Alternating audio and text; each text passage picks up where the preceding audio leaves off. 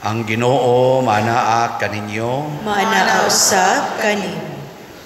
Pagbasa gikan sa Santos nga Ebanghelyo sumala ni Juan. Himayaon ikaw, O Ginoo. Sa pagkagabi na niadtong Domingguha, nagkatigom ang mga tinun-an sulod sa lawak o gitrangkahan nila ang pultahan kay nahadlok man sila sa mga kadagkuan sa mga Hudiyo. Unya mitungha sa Hesus sa taliwala nila og miingon, mainyo unta ang kalinaw. Human siya makasulti niini, iyang gipakita kanila ang iyang mga kamot ug ang iyang kilid. Nalipay pag-ayo ang mga tinun-an sa ilang pagkakita sa Ginoo. Unya si Jesus miingon kanila pag-usab, mainyo unta ang kalinaw. Ingon nga gipadala ako sa Amahan, ako usab nagpadala kaninyo. Gisulti niya kini og unya gihuypan niya sila o giingnan, dawatan ninyo ang Espiritu Santo. Kung pasayloon ninyo ang mga sala sa mga tao, dipasaylo kini. Kung ang ilang mga sala dili ninyo pasayloon, dili usab kini pasayloon. Si Tomas nga ginganlag kaluha, usa sa napulog duha ka tinun-an, wala mahiuban kanila sa pag-anha ni Jesus. Busa gisuginlan siya sa ubang mga tinun-an, nakita namo ang Ginoo.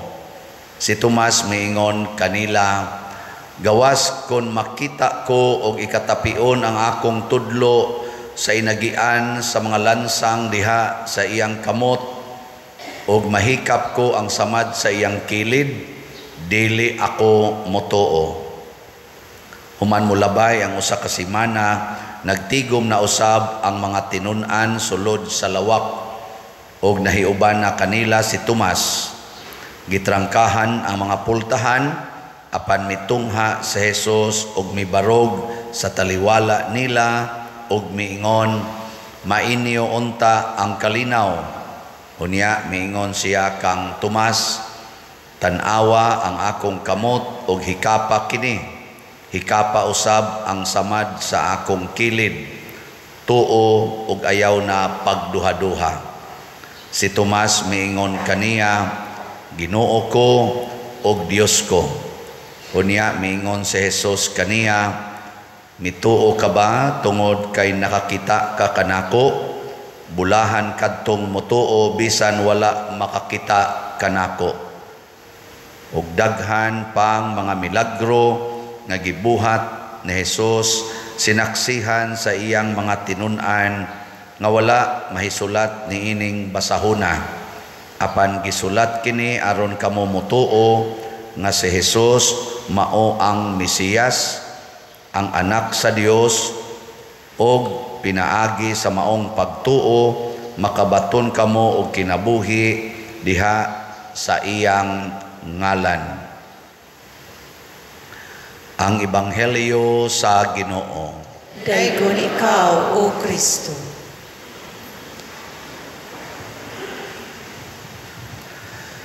Usa sa mga nindot nga punto nga atong makuha karon sa atong mga pagbasa og sa Ebanghelyo, kaning niingon si Kristo, dawata ang Espiritu Santo, kung pasayloon ninyo ang mga sala sa mga tao, gipasaylo kini. Kung ang ilang mga sala dili ninyo pasayloon, dili usab kini pasayloon. Unsa may meaning ani? Ha? Yan man kong tutok-tutukan. Ang meaning ani, kung dili ta magpasaylo ay maimpirno gitang tanan. Kay kung doon na tayo sala nga di pasayloon, di man sad mapasaylo dito, di maimpirno. Mao na kining divine mercy, ang Diyos nung kaluoy, mauni ang atong gikinahanglan aron ta makapasaylo. Kinsa may pasayloon, ang wa makasala o ang nakasala? Kusga. O kana. Lingi ay mong tupad, inanakay sa wa. Mangutan abay mong tupad, inanakay sa o wa. Wa mulingi ang mga sadan. Sa ato pa, ang nakasala maoy hatagan sa Diyos nung kaluoy aron atong pasayloon. Panalitan ang imong asawa nangabit. Ikaw ba na unsa may imong bation sa imong asawa, kasuko o kaluoy? Kusga ba na? Suko. Masuko gani ka, dili nimo pasayloon. Ang imong asawa maimpierno, ikaw sad maimpierno. Og baliho nato, ang bana maoy nangabit. Unsa may bation ninyo mga asawa? Masuko, maluoy. Haloy. Abi kay nakabantay naman. Yay, impierno tani. Maluoy na. Storyahe. Kanindot, maluoy. Aron, imong mapasaylo ang imong bana. Unsa may mahitabo, ikaw, din aka maimpierno, kay ni pasaylo man ka. Pero ang imong bana, wa man muhunong og pangabit, maimpierno siya. Pero siya rin maimpierno. Kuyog sad sa iyang kabit tingali. Pero ikaw, ni pasaylo man ka, din aka maimpierno. Nya karon ang imong bana nangayo magpasaylo nimo, nya nagbasol man, ang sama to siya malangit maimpierno, unya kay sige mong gyapong adtos kabit, malangit maimpierno, malangit kay niadto man siya aron tudloan ang iyang kabit unsaon pagpasaylo. Ana siya. Pasaylo ay lang ba? Mao na kanindot unta kung magpasayloay. Unsa may mahitabo kung magpasayloay na ta, magkaluy-anay na ta, kay pulos-pulos man kita mga buangon. Magkahiusa.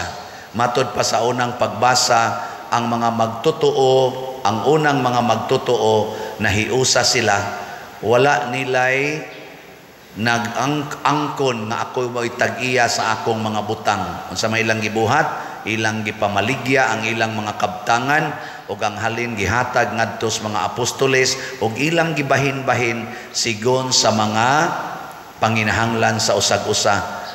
Tanawa ug mawa ning Dios nung kaluoy kining pagpasayloay. Unsa may resulta, mag-inangkunay na ta, magsigi na tag-ilog hantod magpinatyanay, hangtod maggubat na ta. Mao nay nahitabo ros kalibutan, naggubat na, nagpinatyanay na, kay wa na may pagpasayloay, wa na may pagkaluy-anay.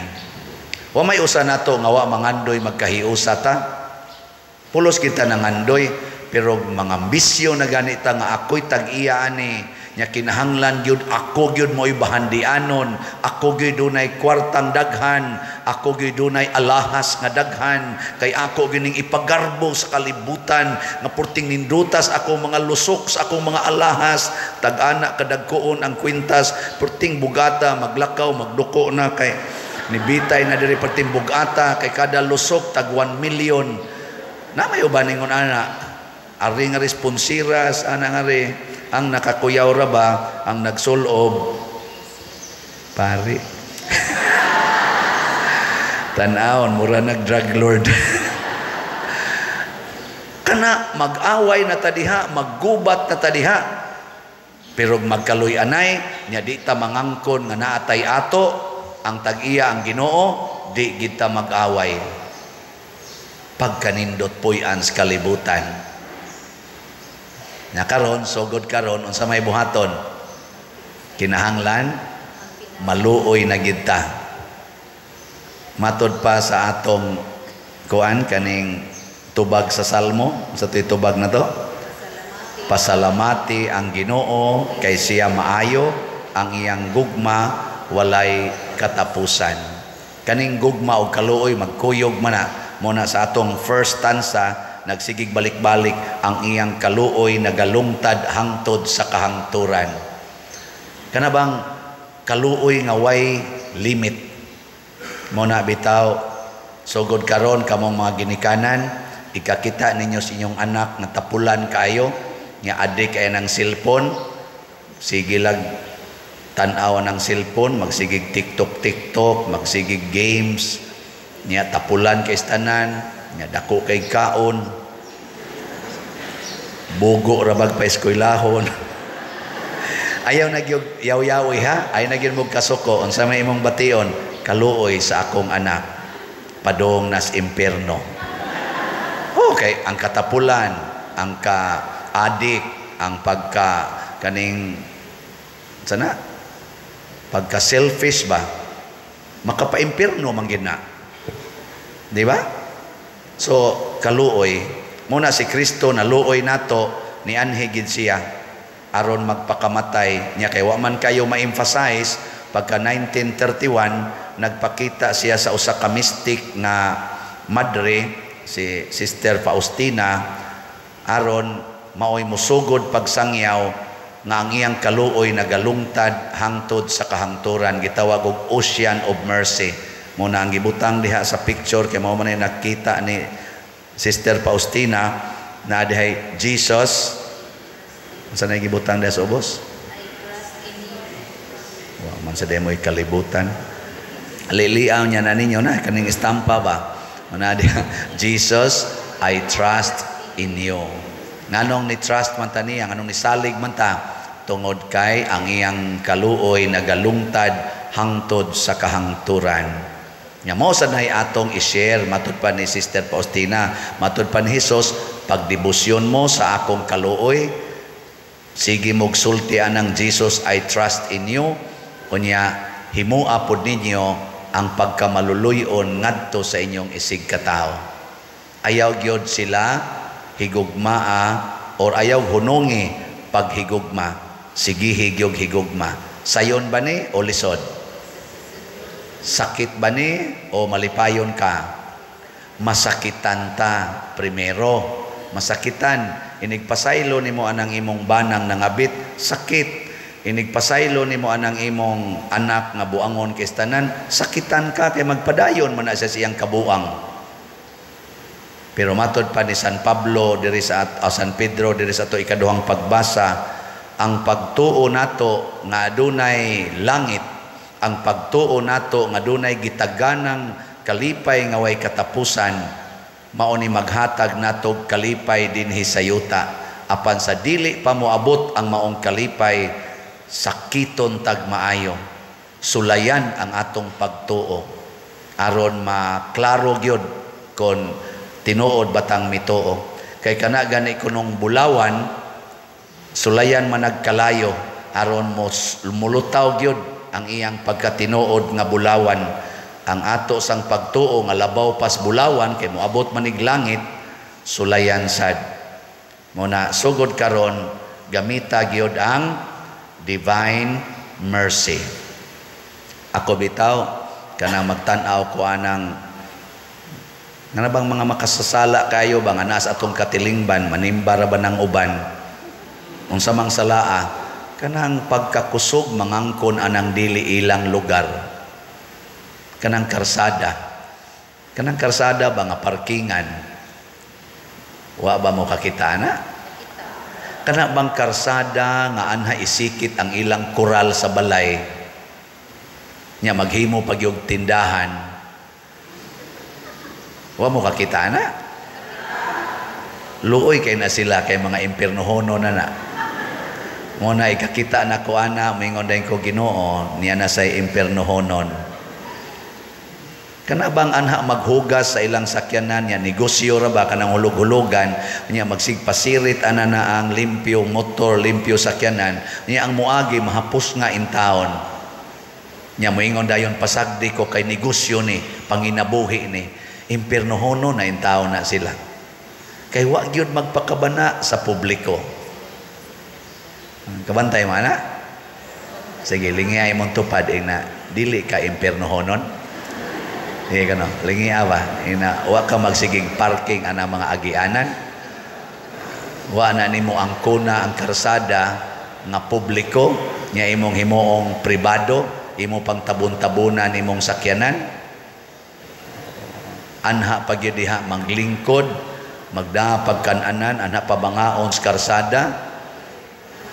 Luoy no, mga impiernohonon.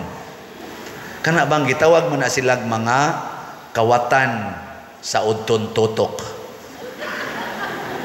Ang sama ng kawatan sa udton tutok, kana bang gikawat nila ang lugar nga para sa tanan, nga ilang gipersonal at tubangan sa tanan nga maoy angayan nga mogamit ni ana. Sama ng karsada, agianan gina kay public man na, ana, di man na private road, di man na imo rang karsada, public man na, nya imong parkingan, gikawat nimo ang maong luna, mahal ra ba kayo ng per square meter, labi na gyud simentado, tagpila naman roy rate ani dining atong per square meter, dinhi nanas mga 6,000 ngadto 10,000, unya napaginas daplisdan, unsa na jud ka ng karsada no, magi simento yun, paminaw ko 20,000 per square meter siguro ana.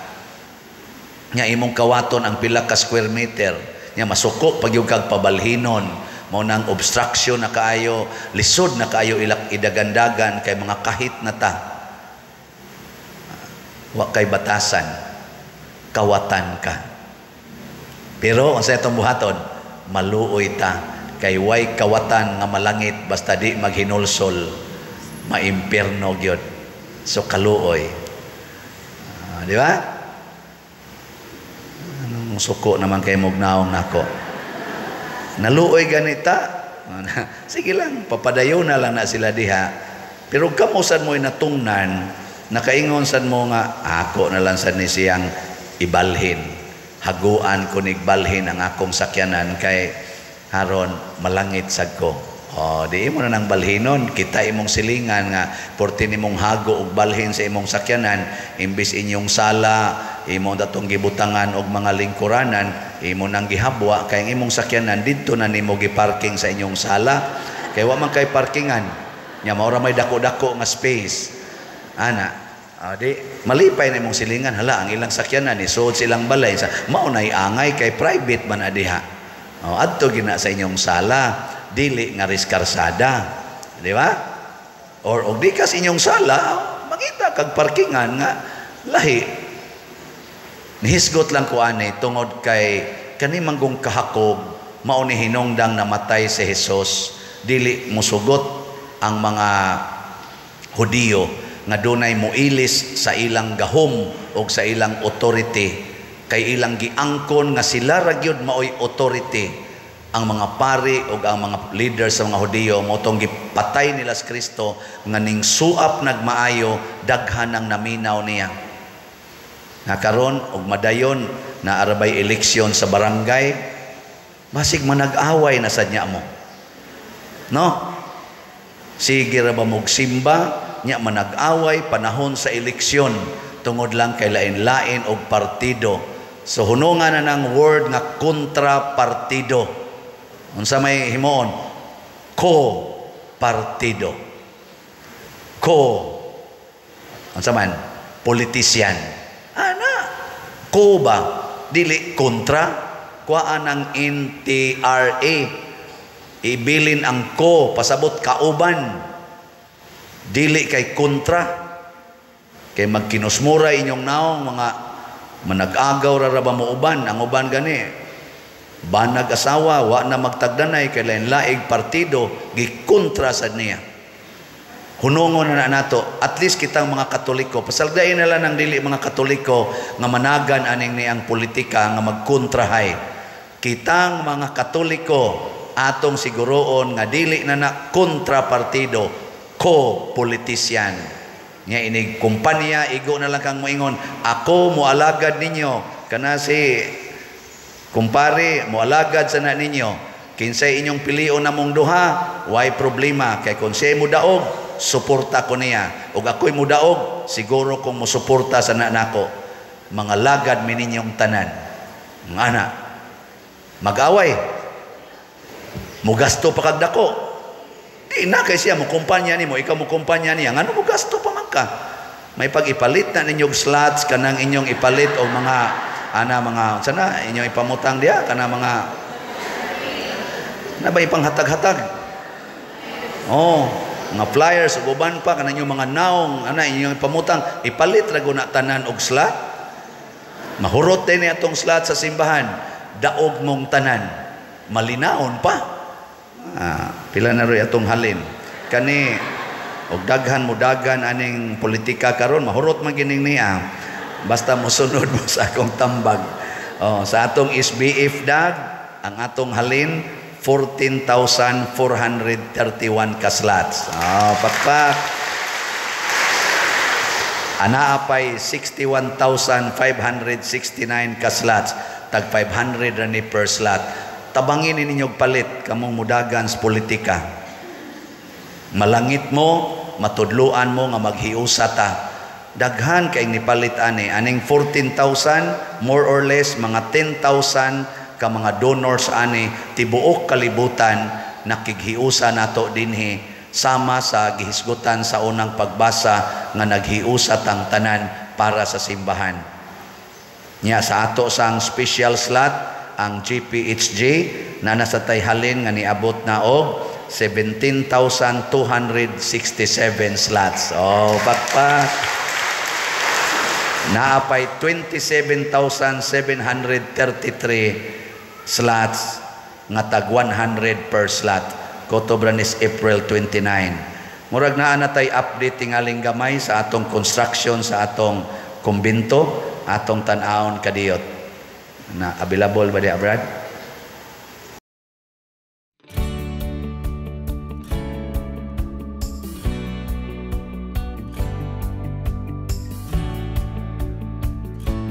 Mao na atong niagi before pa nas Holy Week.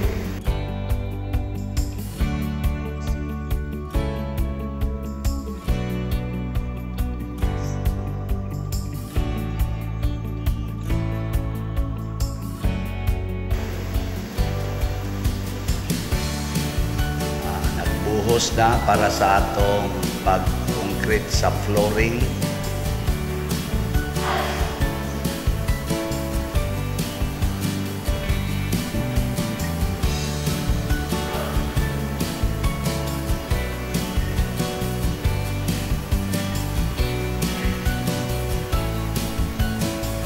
Yaga additional na sa mga haligi para makumpleto ang 19 kahaligi.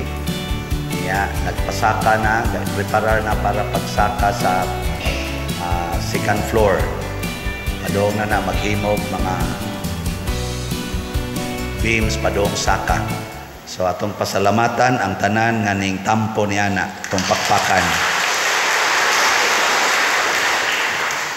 Kining atong gihimo dining slat-slat, gitagaan gitag opportunity nga mahimong tinuod nga mga community sa gugma, sa kaluoy ug sa pagpasayloay.